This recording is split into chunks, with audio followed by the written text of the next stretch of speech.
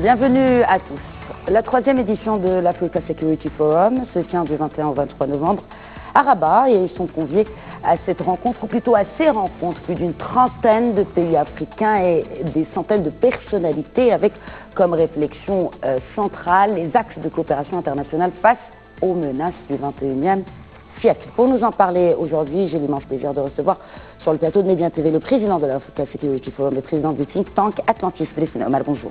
Bonjour. Bienvenue. Alors tout d'abord, pour commencer, quels sont les objectifs de l'organisation d'un tel forum ici à Rabat, au Maroc?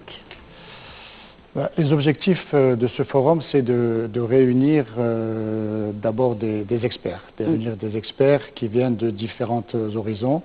On a des experts qui viennent des centres de recherche de plusieurs pays, comme vous l'avez dit, environ 25 centres de recherche.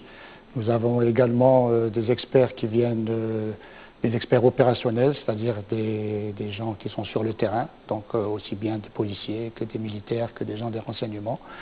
Et nous avons aussi des experts qui, eux, ont beaucoup d'expérience dans ces domaines-là et qui vont échanger, si vous voulez, sur ces problématiques-là. Alors, vous parlez de problématiques, justement. Il y a cette question des migrations et développement socio-économique à la veille de la conférence de l'ONU pour les migrations qui sera organisée incessamment sous très peu à Marrakech, donc début décembre. Aujourd'hui, cette question des migrations mobilise beaucoup, que ce soit au Maroc, en Afrique et aussi, n'est-ce pas, en Europe. Tous les acteurs sont mobilisés en tout cas. Quels sont les points clés que vous avez identifiés à votre niveau, en tout cas sur le plan sécuritaire? Alors d'abord, nous avons organisé et choisi cette date pour le forum pour pouvoir offrir ces pistes de réflexion qui vont sortir du forum aux Nations Unies dans le cadre donc, du forum international sur la migration à Marrakech début décembre. Comme vous l'avez dit, les problématiques de migration, on les voit tous les jours au niveau des médias. Ils sont divers, que ce soit des problématiques sud-nord, que ce soit entre l'Afrique et l'Europe, mais également on voit les mêmes problèmes entre l'Amérique du Sud et l'Amérique du Nord. On voit actuellement ce qui se passe au niveau des frontières américaines. Donc les problèmes sont plus ou moins les mêmes. C'est des problèmes économiques, c'est des problèmes politiques, c'est des problèmes de l'environnement d'une manière générale. Donc les migrants cherchent, et puis c'est humain, on va dire, on cherche toujours une meilleure vie ailleurs. Donc ce sont des problèmes qui seront traités effectivement lors du premier thème de notre forum. Il faut aussi savoir quand même que dans la migration en Afrique, il n'y a que 5% de la population qui bouge en Afrique qui se déplace vers l'Europe. Le reste, ce sont des migrations intra-africaines qui se passent de pays en Afrique. Donc il faut remettre ce problème de la migration dans son contexte continental pour bien faire comprendre, surtout aux politiques du Nord, on va dire, qu'il n'y a que 5%, et puis c'est peu, le nombre est très peu, sauf que c'est pris par des politiques en Europe, et ils en font leur piste de combat, on va dire, sur la scène politique européenne. Il y a certains pays européens qui participent à votre forum, M. Omar? Alors oui, on a invité tous les pays de la zone nord méditerranéenne, que ce soit le Portugal, l'Espagne, la France, l'Italie. Donc ces pays seront présents. Certains seront présents en envoyant des représentants de leur capitale, d'autres seront présents à travers leurs ambassades ici à Rabat. Et nous avons beaucoup de think tanks européens qui seront présents pour débattre de ce thème. Alors, puisqu'on parle de think tank généralement, on parle de think tank pour des questions d'affaires, en tout cas politiques, économiques. Il y a aujourd'hui des think tanks sécuritaires, dont celui que vous présidez, notamment le think tank Atlantis. Quel est aujourd'hui le rôle d'un think tank marocain, n'est-ce pas, pour cette question sécuritaire, notamment avec les menaces, on parle de menaces du 21e siècle, mais qui sont propres à notre continent, notre région plus particulièrement?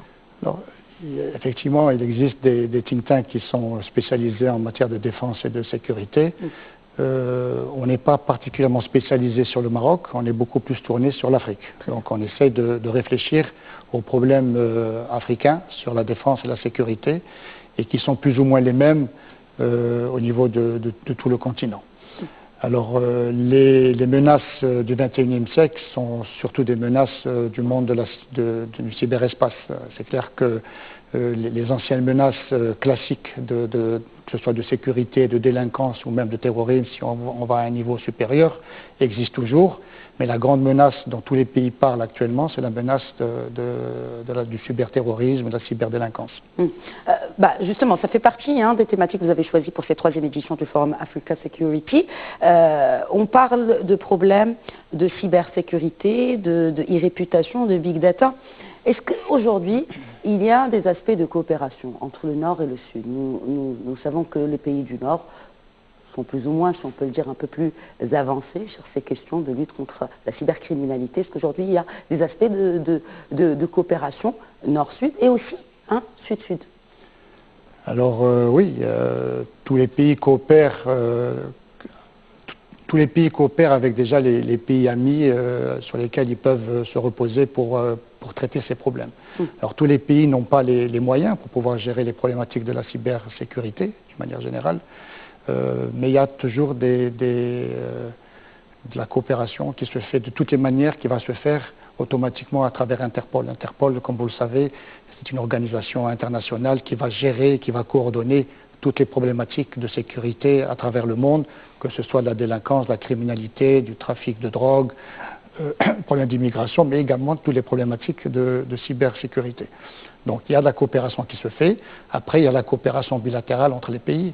Le Maroc collabore avec plusieurs pays européens. Je suppose que les autres pays africains collaborent également avec leurs pays amis. Et, le Maroc en fait partie? Le Maroc en fait partie. Il y a la coopération sud-nord entre le Maroc et les pays du Nord, mais il y a également la coopération sud-sud qui est très importante. Et le Maroc est un des pays leaders en matière de sécurité, de cybersécurité, et collabore avec les pays du Sud. Est-ce qu'il y a des freins à cette collaboration? Ça va être des freins, je veux dire, technologiques, parce que pour pouvoir collaborer avec certains pays, il faut qu'il y ait une technologie qui se parle et qui se ressemble. Donc on peut collaborer, on peut échanger des informations, on peut échanger des formateurs, on peut former les gens, mais à un moment ou à un autre, il faut acheter des équipements. Les équipements coûtent très cher, et ces équipements, pour pouvoir contrôler tout ce qui se passe dans le monde du cyber, coûtent excessivement cher, et c'est pour ça que, comme vous l'avez dit, c'est les pays du Nord qui sont en général en amont et qui sont les mieux organisés dans ces secteurs, parce que ça coûte très cher. Alors juste pour qu'on ait une idée un peu plus concrète, n'est-ce pas, pour qu'on puisse peut-être visualiser quel genre de menaces aujourd'hui de cybersécurité pèsent, n'est-ce pas, sur le continent, de manière générale? Alors il y a plusieurs types de menaces. D'abord il y a la menace du recrutement du futur terroriste. Ça se passe à travers le net. Donc on a vu que Daesh passait énormément à travers les réseaux. Alors il faut savoir aussi, si je peux me permettre, c'est que dans le monde de l'Internet, il n'y a que 10% que nous connaissons. Le 10%, c'est ce que nous traitons au quotidien. 90% du monde Internet est sur le dark web. Oui. Tout se passe au niveau du dark web, que ce soit l'échange d'informations, que ce soit le blanchiment d'argent, que ce soit le trafic d'armes, le trafic de drogue, le trafic de médicaments. Tout se passe à travers le dark web. Vous pensez bien que les terroristes ne vont pas utiliser les lignes ouvertes de l'Internet. Donc, pour aller sur le dark web, ça demande déjà une grande technologie. Ça demande des gens qui connaissent, qui maîtrisent parfaitement le dark web et qui ont les outils pour rentrer sur le dark web, parce que n'importe qui ne peut pas aller sur le dark web et commencer à chercher, parce que quand vous rentrez sur le dark web, on ne vous voit pas. Donc il faut pouvoir rentrer et travailler sur ça. Donc à part la problématique du recrutement des futurs terroristes, il y a également toute la cyberdélinquance par rapport à la finance. Vous savez bien qu'il y a beaucoup de mails qui s'envoient où on vous demande d'envoyer de l'argent pour des personnes qui ont des problèmes de santé ou des problèmes familiaux, etc. Donc ça se passe à travers Internet. Il y a également beaucoup de gens qui vont poster des images et qui vont vous demander de l'argent après. Donc ça se passe aussi à travers Internet. Donc tous ces pays-là sont des cibles, les pays africains sont des cibles, mais ils sont aussi émetteurs de ce genre de menaces. Alors, juste pour terminer, il y a cette question de sécurité qui se pointe aujourd'hui, qui se place aujourd'hui comme un facteur géostratégique, n'est-ce pas, que ce soit dans le monde ou dans notre continent. Il nous reste une petite minute, c'est ma dernière question d'ailleurs. au-delà de la question de sécurité, est-ce que aujourd'hui, votre forum se positionne justement en termes plus macro en tant que forum géostratégique au-delà de cette question de la sécurité?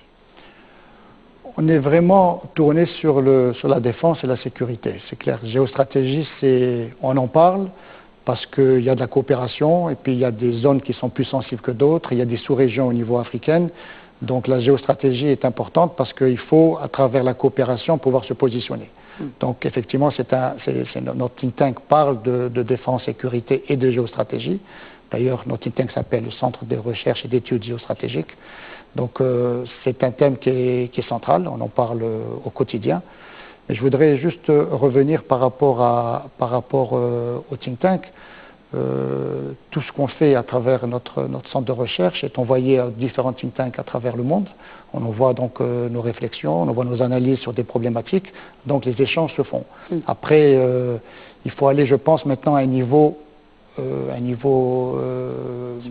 supérieur pour pouvoir avoir une vraie position avec les gouvernements. Ça, au niveau de l'Afrique, ça ne se fait pas encore. Ça s'échange à travers les centres de recherche.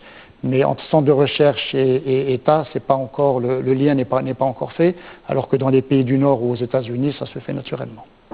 Et je rappelle donc que le forum Africa Security est donc une occasion, n'est-ce pas, pour établir des liens, non seulement avec d'autres think tanks, mais aussi avec des gouvernements. Je rappelle à nos téléspectateurs que le forum se tient à Rabat du 21 au 23 novembre. Omar, merci beaucoup d'avoir répondu aux questions de Média TV. Merci beaucoup. Merci à tous de votre fidélité. Très bonne suite des programmes.